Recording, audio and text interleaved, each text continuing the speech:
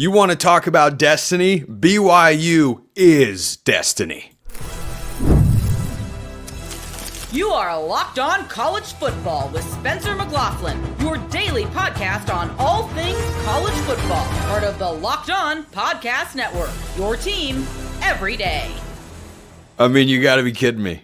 You got to be kidding me. Welcome, everybody, to another episode of Locked On College Football. I'm your host, Spencer McLaughlin. Thank you so much for making this your first listen or your first few posts. Another crazy day, mostly in the Big 12, but Miami lost too. I'll talk about them later. Part of the Locked On Podcast Network, your team every day, and your daily source to stay up to date with the biggest stories in the greatest sport on planet Earth. Gosh, it's good. This episode brought to you by our friends at FanDuel. New customers can bet a $5 wager and you'll get 150 in bonus bets if you win that first $5 bet. Visit FanDuel.com to get started. Wow, what a day. Bama steamrolls LSU. Georgia's got big problems. Miami, I'm not that surprised at Miami. I'm not that worried about them either. That's coming up on today's show, but BYU has to be the most unlikely, improbable 9-0 team. Here are two real-world games that BYU won. Needing a touchdown, 4th and 7, inside their own 35, and needing a field goal, 4th and 10, inside their own 10-yard line. They went 2-0 in those football games. 2-0! How do you explain this?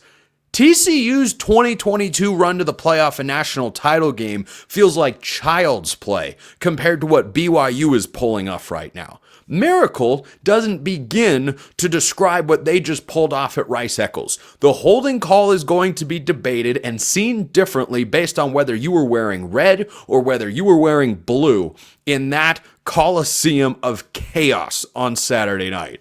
An incredible chapter in the rivalry that I, as an outsider, can look at and just enjoy as a football game. Utah fans, why don't you twist that knife that is stuck into their hearts a little bit harder? Because this is the final blow to get Utes fans to check out of the season.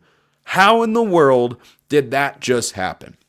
Jake Retzloff was playing junior college football once upon a time. Go look at the offer list he had when he went into the transfer portal. It wasn't extensive. That guy was playing like Patrick Mahomes out there. Where did that cannon come from? He looked like he loaded it up like one of those cannons in Pirates of the Caribbean when they're putting all the metal, the spoons, the forks, everything into the cannons, just blasting it out there. Doesn't matter. He just comes up with whatever is needed in the biggest moments. BYU kicker, Stones, 44 yards, the loudest stadium he's probably kicked in his career, because that was one of the loudest environments college football has had all season long. Absolutely incredible. That BYU is 9-0 doesn't make any sense. There's no other way to explain it. There is no other way to explain it. And BYU fans out there that visit this channel regularly, I hope you know I have continued to hold up my end of our arrangement. And once again, I will say you're welcome. If you don't understand that particular reference, that's okay. Just peruse YouTube comments one day. You'll figure it out on this show if you're listening on audio. But BYU, they just keep going. They are making TCU's run look absolutely minuscule. It looks likely compared to what they are pulling off. There is no way they should have won that football game, and yet they did. And yet they did. That's all you can say about BYU. That's the best thing you can say. A lot of people look at BYU and they see Pitt. Pitt was 7-0. They've lost 2 games in a row. They lost at home to Virginia today. Not a good day for the Panthers. Outright lose right there for Pitt. That's what everyone keeps expecting to happen with BYU, but they kept thinking it would take place with TCU as well. They kept looking at the Horned Frogs and said, you can't keep doing this. Remember, they ran the field goal unit on with less than 10 seconds to go and no timeouts. BYU ran the field goal unit on with less than 20 seconds to go and no timeouts. And they were able to execute and get a game winner on the road. On the road. I mean, just big time stuff from the special teams. A kick return touchdown, a 44-yard field goal, and my goodness, Utah had every chance to win that football game. In case you were wondering whether Kyle Whittingham is checking out, This has got to be another step in that direction, right? It's got to be another data point for him to say, you know what, I think my time here is just done. I think it's time. Coach Scally, you come and be the head coach. How could you possibly want to do this? I'm recording this show before he has to do his post-game press conference. That's not going to be a fun press conference to endure because every single Utah fan is going home steaming mad. And I hope those officials are in witness protection. Whether you agree with that call or not, those officials need to have some personal protection leaving that stadium. Because, oh boy, Utah had the game won, and then they didn't. And then the defense gave up the drive. And the offense couldn't go down, couldn't get a first down when they needed to. They commit the hold on 3rd and 1. I mean, just wild. Just absolutely wild. So BYU continues this magical run for as long as it will last. It feels like it'll run out eventually, but it hasn't run out yet. The Cougars are 9-0. You know who's really happy about what's going on right now in the Big 12? Colorado. Iowa State lost again. Iowa State lost again to 2-6 Kansas. Vegas is so goated. Vegas is outrageously good. 2-6 Kansas takes Iowa State to the woodshed. Don't let the final score tip you off to think, oh, hey, it was a competitive game. Nope.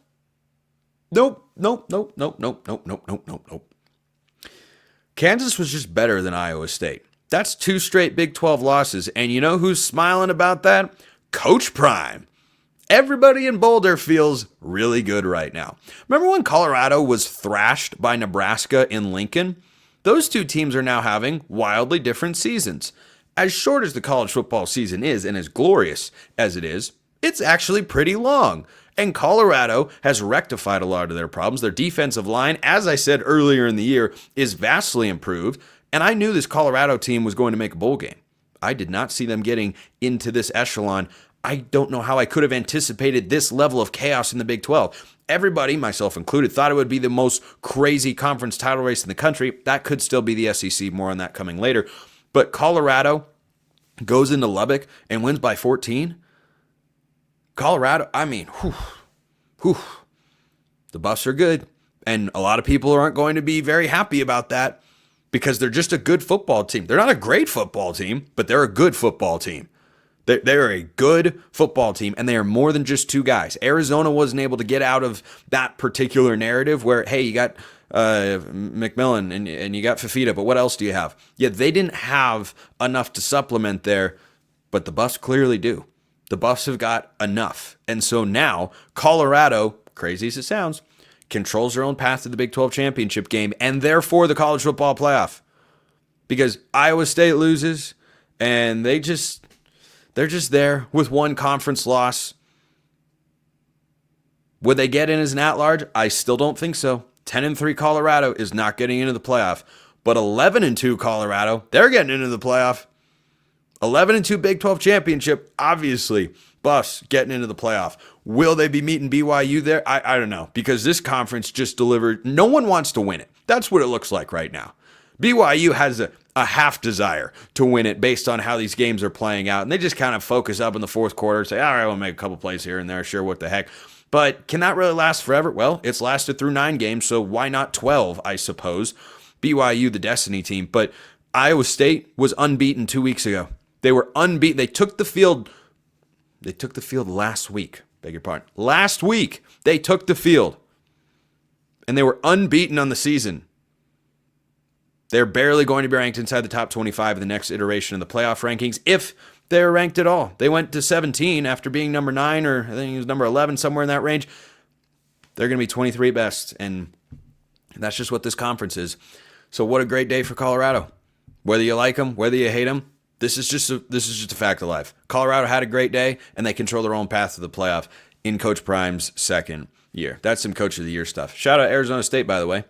Arizona State, very good football team. Very good football team in the Big 12. Boy, do they look good.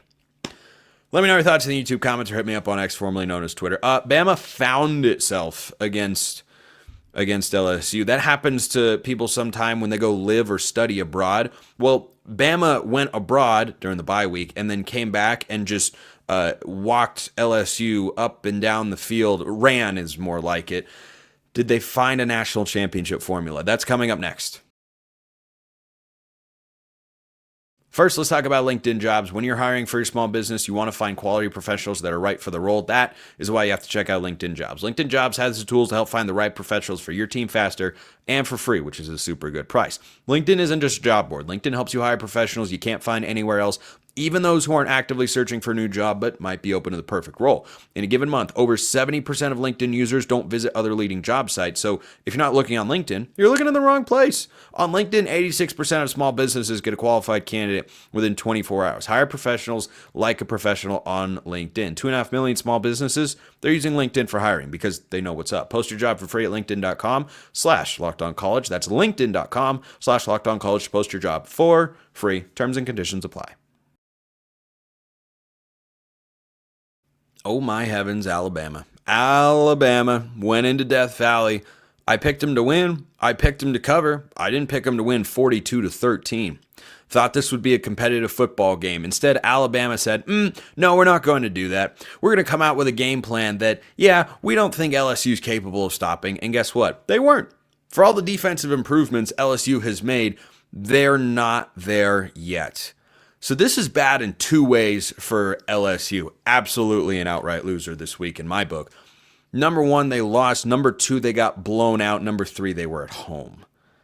So if you're trying to put together throughout the final few games of the season a 9-3 playoff resume and you're LSU, how's 42-13 going to look against two-loss Alabama? Now, they could still play in the SEC championship game, they being the Crimson Tide, of course, because Jalen Milroe, he figured himself out. Now, on Friday's show, I talked about Jalen Milroe needing to figure out how to play better football. Well, Kalen DeBoer and Nick Sheridan, his offensive coordinator, and the rest of that staff, they went to the drawing board during the bye week, and they came out with this revolutionary idea. What if we run Jalen Milroe a lot, and we just kind of punt on throwing the football? Alabama's leading receiver was not Ryan Williams, it was Jam Miller. He's a running back, for those of you who don't know. Milroe threw for 109 yards. If I told you on Friday Alabama was going to throw for 109 yards, how do you think this game plays out? You'd probably ask, if you were smart, well, what does Garrett Nussmeier do? He throws the ball 42 times, has 2 touchdowns, 2 interceptions, 1 touchdown, under 250 yards passing. That's not a great day. That's not what Nussmeier's been capable of this year. There have been some up and downs, and it was more of a down day here, and the rest of LSU's team couldn't figure it out. Well, you'd say, well, it must be a close game then. It must be. Nope. Bama went for 311 yards on the ground. Jalen Milroe had 185. Well, 72 of them came on a long run. Okay, why don't you take out that 72-yard rush? That's still 11 carries for 113 yards. That's 10 yards a touch. Alabama has figured out, at least for a 1-week sample size, that Jalen Milroe should be allowed to be Jalen Milroe. So I pondered this question coming into this year, and I seriously wondered with Alabama, what's the fit going to be between Jalen Milroe and Kalen DeBoer? If you look at Kalen DeBoer's offenses for the last 3 years, 2 at Washington, 1 at Fresno State, he had a couple of NFL quarterbacks at each of those stops. Michael Penix at Washington, Jake Haener, who's a backup with the Saints, at Fresno State. Go watch those offenses play. Where's the quarterback making plays? From the pocket. He's sitting there slicing and dicing, throwing the ball down the field. Well, Jalen Milroe isn't that sort of guy. And so I wondered, how is this going to work? And we've seen it kind of go back and forth. Milroe hasn't been at his best all the time, but this was him at his best. This was Alabama leaning in to what Jalen Milroe does exceptionally well. And it's a brilliant game plan. We'll see if anyone's got the adjustment. LSU didn't. You heard with Luke Robinson and Matt Moscona on Friday's show from my everydayers out there, who I appreciate very much, that LSU hasn't contained mobile quarterbacks exceptionally well on the ground, and they didn't do that again here. They were even worse somehow than we maybe thought they could be. 185 yards on the ground to Jalen Milroe, oh boy. Jam Miller, their leading receiver, 5 catches for 50 yards. Don't have to outthink the room. This was just Alabama complete and total domination. They were up 21-6 at the half, and then it got worse in the second half for LSU because it was essentially a repeat of the first half. So rather than the adjustments coming through and the home environment getting into it, yeah, all that neck singing didn't do a whole heck of a lot for LSU because Alabama just went in there and absolutely steamrolled. So Bama, one of your big winners of the week. They keep their playoff hopes alive. And might I remind you, Alabama's schedule looks a little something like this. They have, after this week, Mercer, SEC cupcakes. They always come in an opportune moment. Oklahoma, Oklahoma, oh boy. You want to talk about a team with some low vibes? Go to Norman, Oklahoma. They lost to Missouri this week, who's not a good football team. But they were better than Oklahoma today. Better than Oklahoma. And then they host Auburn. So Bama going 10-2, pretty close to a lock in my book. Now, can the Iron Bowl get crazy? Yes, of course. But it's in Tuscaloosa. That's not where it gets crazy. Jordan Hare is where it gets wild, and Auburn teams play with Alabama teams that have no business in doing so, such as last year, and Bama found a way to win anyway. 4th and 31, Jalen Milroe, he makes those sorts of plays. I feel pretty confident saying Alabama will end the year 10-2, along with everybody else in the SEC, because Georgia has no idea how to play offense. So Georgia loses to Ole Miss 28-10. This was what you'd call a downpour of a game, and Georgia hasn't been able to run the football well this year, which is strange for the Bulldogs. That came back to bite them today because Carson Beck isn't good. I'm not breaking any news or delivering a hot take. I'm just being informative for those who have maybe had a passive following of the SEC this year. Carson Beck is not good. He's capable of being good. You just cannot watch him for the last, month and a half and say, that's a good quarterback. Nope. He is just completely out of it. Completely out of it.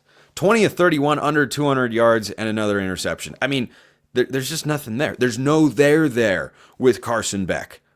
He is an empty vessel at quarterback where you have this hope and promise because of what he has been in the past, and he is just not that guy right now. Which is strange because he's a veteran quarterback. Remember, could have gone to the NFL draft, wanted to come back because this Georgia team can win a national championship, but they lose to a non-Alabama team for the first time since 2020, and the Bulldogs can't run the ball. That Ole Miss defense that has been maligned under Lane Kiffin over the years, boy, they put up a heck of a showing today. They put up a heck of a showing today. So a huge program-altering, potentially, win for Ole Miss. And they've got Florida and Mississippi State on the schedule. That Florida game on the road, they're going to have a bye next week before they go and do that. They could wind up at 10-2. And then Georgia, by the way, don't forget, they could wind up at 10-2 because they've got, wait for it, Tennessee next week. That's at home. I imagine the Bulldogs will be ticked off and they'll win that football game. UMass, SEC cupcakes, always coming a good time. And then Georgia Tech. So, yeah. It's going to be all right as long as they beat Tennessee. Georgia will be 10-2. And then if Texas A&M beats Texas in the last week of the regular season, everybody could be 10-2 and we'll have no idea. I mean, no idea. You talk about a nightmare scenario for Greg Sankey. Does he want to try and sort out who gets to go to the SEC championship game? And then from there, you might have teams that don't want to go to the conference championship game because of the prospect of getting left out of the playoff. I imagine before Sankey sorts through the tiebreakers, he calls the playoff committee and says, hello, yes, I'm Greg Sankey, and you will not leave a 10-3 team out of the playoff. And then you hang up. Like Billy Beane in Moneyball. Once you get the answer you're looking for, which in this case would just be an affirmative statement on his part, you just hang up the phone and you end the conversation right there. I imagine that's what he would do. This is the highest of vibes for Ole Miss. They saved their season.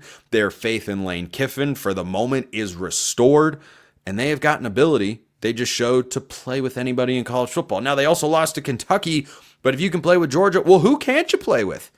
It's not like Georgia sucks. They went to Texas, who was really good today against Florida. They went to Texas, and they were up, 30-0, 26? I don't know. It was a lot of points that they had at the half, and Texas didn't have quite that many. Ole Miss figured this game out. They did enough. That was it. Jackson Dart got a little bit dinged up, and they found a way to win the football game. Really, really impressive stuff from Ole Miss, and Georgia is now on thin ice, just like everybody else in the SEC, it seems, that wants to make the college football playoff. 10-2, you're probably in. You probably should be. 9-3, you best hope and pray. What a wild week of college football. And we haven't even gotten to all the exciting stuff yet, or the biggest upset of the week. Miami goes down. Not worried. I wasn't even that shocked. That's coming up next. With Robinhood Gold, you don't need a silver spoon to eat up the financial favors of the 1%. Robinhood Gold allows others to get the rates and perks usually reserved for the high society. Now, the resourceful individual with Robinhood Gold can earn the very liberal rate of 4.5% APY on uninvested cash and be rewarded with a handsome 3% retirement boost on an IRA account. Robinhood Gold provides the privileges of a high net worth for any net worth. These generous benefits are available for only $5 a month. The new gold standard is here with Robinhood Gold, so sign up at Robinhood.com/gold. That's Robinhood.com/gold. Terms apply. For product-specific disclosures, visit Robinhood.com/gold. Investing involves risk. Rate may change. Gold membership is offered by Robinhood Gold, LLC. Did you want to be in on all the action for another crazy Saturday of college football as we move well into November? Well, FanDuel's the place to do it. And get ready to tackle the NFL. That's up next for those of us diehard football fans out there. Get ready to tackle the NFL action with FanDuel, America's #1 sportsbook. Right now, new customers can bet $5 and get $150 in bonus bets if you win. The FanDuel Sportsbook app gives you everything you need to place live bets on the NFL all in one place. So when you get a hunch in the middle of the game, you can check out the latest stats, view live play-by-play, and so much more on the same page where you place your bets. FanDuel.com. Join today. You'll get started with $150 in bonus bets, like I said, if you win your first $5 bet. Something as simple as, BYU to win because they just don't lose. That's FanDuel.com. Never waste the hunch. Make every moment more with FanDuel, an official sportsbook partner of the NFL. Oh my goodness, Miami lost. Are they going to make the playoff? Will they make the ACC championship game? Well, those are ramifications I want to get to in a moment. I just want to start with the initial surprise factor, or for me, a lack thereof. If you're surprised Miami lost this football game, let me ask you a question. Have you watched them play in the last 2 months? Here are their margins of victory. 4 points, 1 point, 7 points, 22 points, but that was against Florida State, and that might as well be an FCS team at this point. 22 points, they trailed by 11 in the third quarter, and here they are losing to Georgia Tech for a second straight year in less heartbreaking fashion. So that's the upside for Miami fans in this spot is, well, they didn't lose because they didn't take a knee at the end of the game. The question becomes, will this derail Miami's season as it did a year ago?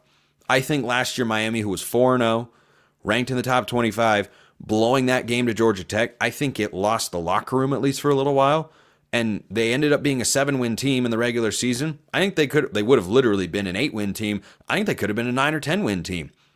I think that just sits with you in the wrong way. I say this as a Seahawks fan who watched that interception on the 1-yard line send a franchise into a spiral that it hasn't recovered from. They're yet to get back to the conference championship game. So this is a different loss for Miami. They looked like they were going to stage another spectacular comeback. It turns out you can't play on the margins like this. Now, the Miami defense wasn't a huge problem here. I won't sit here and say they were great, but 23 points is not what Miami's offense usually does. And on the surface, you look and say, well, 28 points, that's not great for Miami's defense, not terrible. Did you know that they allowed a touchdown drive that took 10 and a half minutes? I wish I was kidding. I would love to tell you that wasn't a real thing. 17 plays, 75 yards, 10 minutes, and 45 seconds off the clock to give Georgia Tech a 14-10 lead in the first half. That is sickening if you are a Miami fan. So the idea that Cam Ward's turnovers finally caught up to him in a bad spot, or that the defense wasn't able to make a big play in certain areas when they needed to, I'm not surprised by any of those things. How could you be? Only if you haven't watched Miami this year. They and BYU have something in common. They play on a thin margin style. That's how they're winning games. That's how Miami has won every game this year when it's been close. Is you feel, boy, they were lucky to escape. Boy, they were lucky to escape. Well, Eventually, you're going to run out of luck. And Miami's ran out today. And guess what? I don't think it's the end of the world. I really don't. Because Miami, in all likelihood, I haven't examined the ACC tiebreakers yet because I feel like Clemson's got another loss in them. Gosh, Clemson is just, they've just fallen off a cliff in the second half of this season. But if that happens, SMU's the only unbeaten in the ACC right now, which is a crazy thing to say. Miami and Clemson do not play each other, and Miami gets to go into a bye. They get to rectify some of these issues, come back out of the bye with a vengeance at home against an average at best Wake Forest team who lost to Cal in a barn burner on Friday night, and then they go at Syracuse. If Miami wins their next two games, they're into the playoff. Doesn't matter what else happens. They're going to drop after losing to Georgia Tech on the road. Now, the Yellow Jackets are a bowl team, and so, or at least I believe they should be. Georgia Tech right now. Yep, they're 6-4 now. So that's a bowl team on the road. You're going to be punished for that in the rankings, and you should. You absolutely should be. But Miami's not going to fall down out of the top 12, or at the very least, not that far away from it. I think the furthest they could drop would be down to 13, and I don't even think they go that far. I think they probably hover in the 10-11 range. And so if you win your final two regular season games, Miami's still going to get themselves into the playoff no matter what, because I don't think the committee is keen. First of all, you can win the ACC, but if you don't get there, you're 11-1 in a Power 4 conference. I don't think that's going to get left out. If you go to the ACC title game and lose 11-2, we're going to punish someone for making a conference championship game? I don't believe so. So I think everything is still in front of Miami here. Maybe it depends on what happens elsewhere, but I seriously doubt that an 11-win team from any conference doesn't get into the playoff automatically. I find that incredibly hard to believe, whether that is Penn State in the Big Ten or BYU in the Big 12 or Miami in the ACC or Indiana in the Big Ten. Can't see it happening, and I don't think it should happen. You win 11 of your 12 regular season games. This is the whole point of the expanded playoff that everybody wanted, is you can have a little bit more margin for error, so a loss is not quite as punitive. And Miami loses this game. I wasn't that surprised, but it doesn't. I don't think it ends their season at all. I don't even think it diminishes their chances to make the playoff, but I'm still pretty confident Miami is going to be a college football playoff team. Just watch for that game at Syracuse. They're going to go into the bye, try to figure out some things on the defensive side of the ball. Syracuse is a better team than Wake Forest, and you have to play them on the road last week of the regular season. But you win those two games, I think Miami is still into the college football playoff. But the ACC standings are suddenly, shall we say, not what we all expected. Florida State is one of the worst football teams I have seen, which is wild. I did not think they would win the ACC this year. They weren't my pick. I didn't see them being literally the worst team in the Power 4 this year. I mean, they're dreadful. Notre Dame blasted them into oblivion because that's what any respectable football team would do, which is what Notre Dame is. They're a respectable football team. Speaking of 11-win teams that won't get left out, Notre Dame, they fall into that category. But suddenly SMU, the new kid on the block, is at the top of the ACC standings. 5-0 in league play. They had a bye this week. SMU's upcoming games: Boston College at home, at Virginia, hosting Cal. They're going to be favored in all of those games. SMU could really find their way into the college football playoff. And speaking of 11-win teams, SMU's overall record is 8-1. Who's their one loss to? A 3-point loss to BYU. BYU, who's ranked in the top 10. BYU, who is 9-0 and just has a refuse-to-lose mentality. Yeah, when you think about playoff teams, I hope you're talking about SMU. Because they control their own destiny to get into the college football playoff. And the likelihood that the Big 12 sends two teams into the college football playoff is exceedingly thin. It's really low. Frankly, the best chance is Colorado wins the Big 12 or somebody else. But Colorado has got one loss, so they're in the driver's seat. Colorado wins the Big 12 and beats BYU after BYU goes 12-0. That's how the Big 12 gets two teams in. You know how the ACC gets two teams in? Way easier than that. I mean, way easier than that. Miami wins their final two regular season games. They're 11-1. SMU wins their final three. They're 11-1. Boom. Both those teams should be written into the playoff. That's how I would vote for it. But I wasn't surprised by the Miami upset. It didn't have the same sort of feel. A lot of people out there are aware I'm not a huge fan of the 12-team playoff. This Miami game is why. Miami season isn't over after losing this game. In the 4-team era, would have been a serious uphill battle to get themselves back into the playoff. But losing to Georgia Tech, not as punitive as it used to be. You can like that, you cannot like that. That's just the way it is. Appreciate everyone listening. I will see you next time. And until then, hope you have a wonderful rest of your day.